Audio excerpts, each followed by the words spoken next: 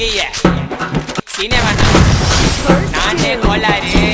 ஐயோ பள்ளி சாமா ரேம்பு சாமா விதவிதமா பொருளி தொண்டையில தான் குத்து நண்டா வராதுடா குரலி டேய் கோயந்து அப்படியே வெட்டா